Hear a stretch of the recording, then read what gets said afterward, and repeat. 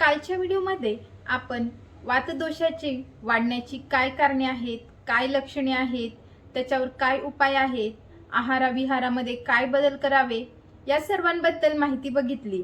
आजच्या व्हिडिओमध्ये पित्तदोषाची वाढण्याची काय कारणे आहेत, त्याची काय लक्षणे आहेत, तसेच यावर उपाय काय करावे आणि आहाराविहारामध्ये काय बदल करावे याची माहिती मी सांगणार आहे। तेव्हा व्हिडिओ शेवटपर्यंत नक्की पहा।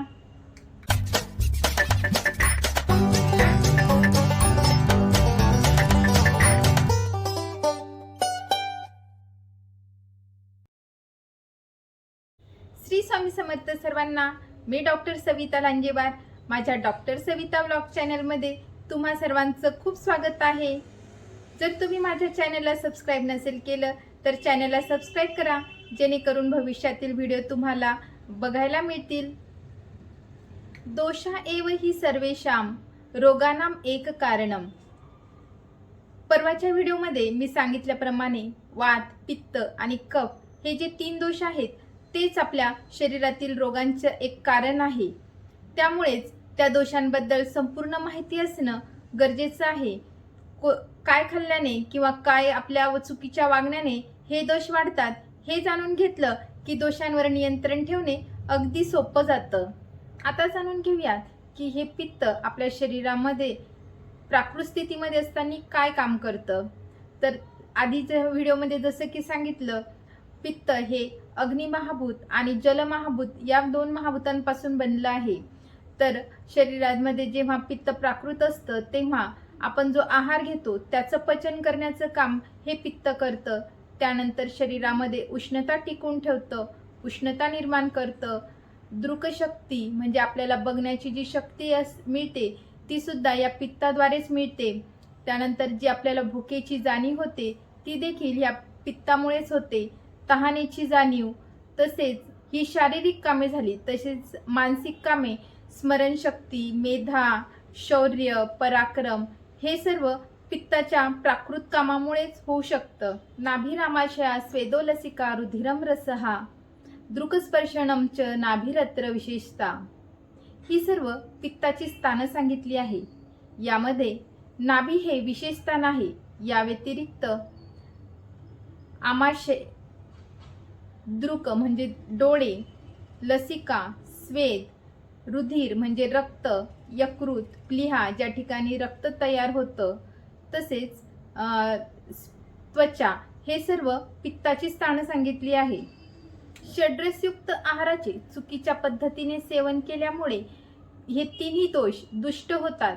त्यामुळे आपल्या शरीरामध्ये जे 7 धातू आहेत ते 7 धातू देखील या दूषित दोषांमुळे दुष्ट होतात आणि हे दोन्ही मिळून आपले जे त्रिमल आहेत त्यांना दुष्ट करतात आणि रोगाची उत्पत्ती होते। त्यामुळे आपल्याला हे जाणून घेणं गरजेचं आहे की हे जे 3 दोष आहेत ते कशामुळे वाढतात। जर आपल्या शरीरामध्ये एखादा दोष वाढला तर त्या दोषाच्या विपरीत गुणांचे पदार्थांची खाण्याची इच्छा निर्माण होते आणि तो जर दोष कमी झाला तर त्या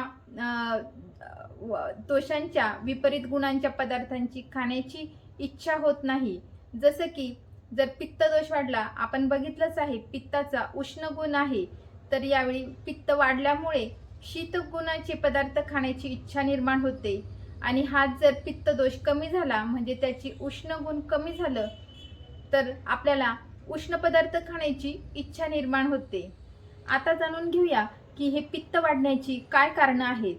तर तेलकट, अति तळलेले पदार्थ खाणे, अति मसालेदार पदार्थ खाणे, त्यानंतर अति प्रमाणामध्ये आंबट, तिखट आणि खारट पदार्थ खाणे जे की पित्ताच्या विरुद्ध गुणाचे आहेत।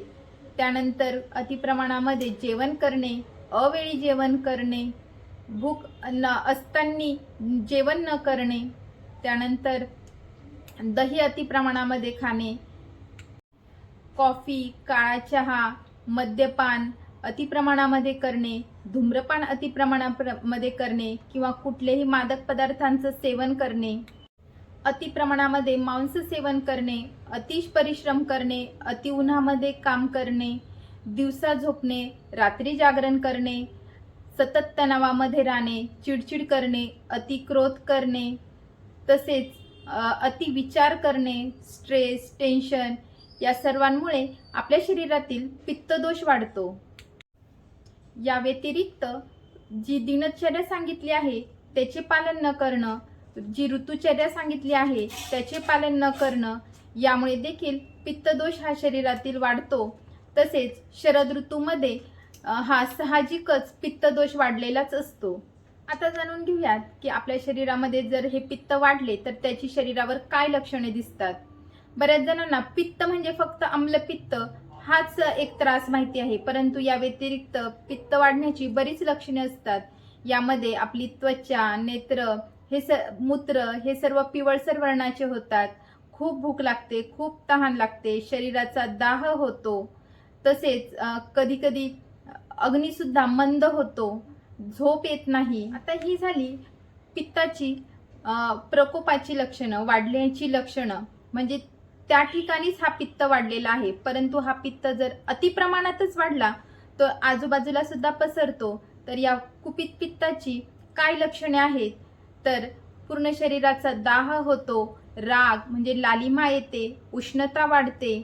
तसेच ज्या ठिकाणी पित्त वाढला आहे त्या ठिकाणी पाक होतो, अतिस्वेद क्लेद तयार होतो, आर्द्रता वाढते. त्यानंतर स्राव, कुजणे, गात्रसात, चक्कर येणे, मध आणि जे तोंड आहे कडू आणि आंबट होतं. आता जाणून घेऊयात जर हे पित्त कमी झालं, क्षीण झालं तर त्याची काय लक्षणे आहेत. तर यामध्ये भूक कमी लागते, पूर्ण शरीर थंड पडतं, तसेच तहान कमी लागते, चेहरा आणि शरीर हे निस्तेज दिसायला लागतं. यापैकी वाढलेल्या पित्ताची कोणतेही लक्षण आपल्या शरीरामध्ये दिसलेस तर आपला आहार कोणत्या पद्धतीचा असावा, आहारामध्ये कशाचा समावेश करावा हे मी आता सांगणार आहे. तर पित्त वाढलेले असल्यास मधुर रसाचे फळं खावे, जसे गोड सफरचंद, गोड आंबा, अंजीर, गोड द्राक्षे, खरबुजा, गोड संत्रे, नाशपाती, डाळिंब, मनुके, टरबूज. भाज्यांमध्ये कारले, गिलके, दोडके, पडवळ यासारख्या भाज्या खाव्या. अंकुरित कडधान्य कमी प्रमाणात खावी. भेंडी खाऊ शकता, काकडी खाऊ शकता, गाजर. त्यानंतर गहू, तांदूळ, ज्वारी, मुगाची डाळ. तसेच मसाल्याच्या पदार्थांमध्ये थोड्या प्रमाणामध्ये दालचिनी, धने, विलायची, बडीशोप, हळद. याशिवाय दुधाचे पदार्थांमध्ये गाईचे दूध, तूप आणि ताक हे घेऊ शकता. गोड फळांचा रससुद्धा घेऊ शकता.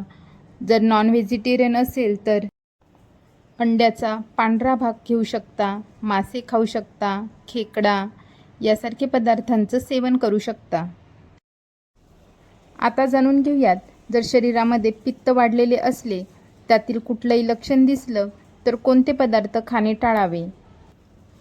सर्वात प्रथम फळांमध्ये आंबट फळे जसं की बोर, आंबट द्राक्षे, लिंबू, आंबट संत्रे, ड्रायफ्रूट्स, आंबट ज्या भाज्या असतात जसं की चुका वगैरे, मेथीची भाजी, हे सर्व भाज्या खाणं टाळावे. लसूण, मुळा, टमाटर, मका, बाजरी, त्यानंतर मसूरची डाळ, तुरीची डाळ, आंबट ताक, दही, पनीर, चीज, गूळ आणि मद्य म्हणजे दारू. आणि बरेच जण केळाचं शिकरण बनवतात, ते सुद्धा पित्त वाढलेले असताना खाऊ नये. कॉफी आणि अंड्याचा जो पिवळा भाग असतो तो खाऊ नये. मांसाहार करायचा असेल तर कमी मसाल्यामध्ये बनवलेला मांसाहार खाऊ शकता. आता आपण जाणून घेऊयात की वाढलेल्या पित्ताची चिकित्सा कशी करावी. तर सर्वात प्रथम आयुर्वेदामध्ये निदान परिवर्जनम असं सांगितलं आहे. याचाच अर्थ निदान म्हणजे ज्या गोष्टींनी, ज्या खाण्यापिण्याने, आपल्या राहण्याच्या वागण्याच्या चुकीच्या सवयींमुळे पित्त वाढतं त्या सर्व गोष्टी बंद करणं. ही सर्व कारणं मी सुरुवातीला सांगितली आहेत. ही सर्व कारणं बंद करणं, त्यानंतर आपण वाढलेल्या पित्ताची चिकित्सा करतो. तर आता जाणून घेऊयात की ह्या वाढलेल्या पित्ताची काय चिकित्सा आहे. जसं की मी आधीही सांगितलं आणि माझ्या बऱ्याचशा व्हिडिओमध्ये मी तुपाचे महत्त्व नेहमीच सांगत असते. तर ह्या वाढलेल्या पित्तावर गाईचे तूप हे सर्वात श्रेष्ठ सांगितले आहे. यामध्ये गाईचे तूप किंवा या गाईच्या तुपाला औषधांनी सिद्ध करून केलेले तूप वापरावे. त्यानंतर मधुर, तिक्त, कषाय या रसांचे औषधी आणि आहारामध्ये सेवन करावे. त्यानंतर सुगंधित द्रव्ये, शीतद्रव्ये आणि आपल्याला आवडणारे द्रव्ये या सर्वांचा गंध घ्यावा. त्यानंतर मधुर औषधींनी सिद्ध केलेल्या औषधांचं जुलाबासाठी औषध बनवलं जातं, ते औषध दिलं जातं. त्यानंतर मोत्यांचे हार, रत्न या सर्वांचं धारण केलं जातं. चंदन, वाळा यासारख्या औषधांचा वारंवार लेप केला जातो. आवडत्या व्यक्तींसोबत बोललं जातं. आवडते मित्रांसोबत गप्पा मारणं, छान छान गाणे ऐकणं. त्यानंतर आपल्या घरामध्ये जर बोबडं बोलणारं बाळ असेल त्याच्यासोबत गप्पा मारणं. त्यानंतर रात्री चांदण्यांमध्ये झोपणं, थंडगार हवा घेणं. त्यानंतर गच्चीवर झोपणं, सौम्य पदार्थांचं सेवन करणं. तर एकूण एक दूध, तूप आणि विरेचन हे पित्ताच्या चिकित्सेमध्ये प्रमुख आहे. औषधी द्रव्यांमध्ये कामदुधा रस, सूतशेखर रस, चंदनासव, सारीवासव, त्यानंतर चंदन, वाळा, कापूर यासारखी औषधे, तसेच अविपत्तिकर चूर्ण, ज्येष्ठमधाचं चूर्ण, आवळ्याचं चूर्ण. हिवाळ्यामध्ये आवळा भरपूर प्रमाणामध्ये मिळतो, तेव्हा तुम्ही आवळ्याची कँडीसुद्धा बनवून ठेवू शकता. त्यानंतर अख्खे धने 1 चमचा घ्यावेत. त्यामध्ये 1 ग्लास पाणी टाकून चांगलं उकळून घ्यावं. 1 कप शिल्लक राहील इतकं उकळल्यानंतर गाळून हे पाणी प्यावं. अशा पाणी पिल्याने शरीरातील दाह कमी होण्यास मदत होते. पूर्वीच्या काळी जेव्हा शरीरामध्ये दाह व्हायचा तेव्हा हाताला आणि डोक्याला मेहंदीचे पानं वाटून लावायचे. आजकाल मेहंदीचे पानं तर भेटणार नाही, परंतु तुम्ही मेहंदी लावू शकता. ज्या ठिकाणी जास्त दाह होत आहे त्या ठिकाणी ॲलोवेरा म्हणजे कोरफडीचा गर लावू शकता. रोज रात्री 5 ते 8 असे काळे मनुके घेऊन रात्री पाण्यात भिजू घालायचे आहे आणि सकाळी ते पाणी प्यायचं आहे आणि मनुके खायचे आहे. असं केल्याने देखील शरीरातील दाह कमी होतो. आयुर्वेदाच्या पंचकर्मांमध्ये पित्तदोषासाठी विरेचन हे पंचकर्म सांगितले गे आहे. यामध्ये आयुर्वेदामध्ये काही अशी औषधे आहेत की जी खाल्ल्यामुळे जुलाब होतात. तर ह्या औषधांपैकी काही मधुरसांची औषधं घेऊन हे वाढलेले पित्त जुलाबावाटे एकदाच बाहेर काढले जाते. उद्या पुन्हा भेटूयात कफदोषाची माहिती घेण्यासाठी. आणि तोपर्यंत हेल्दी खा, हेल्दी रहा, आयुर्वेदाला जवळ करा. थँक्यू.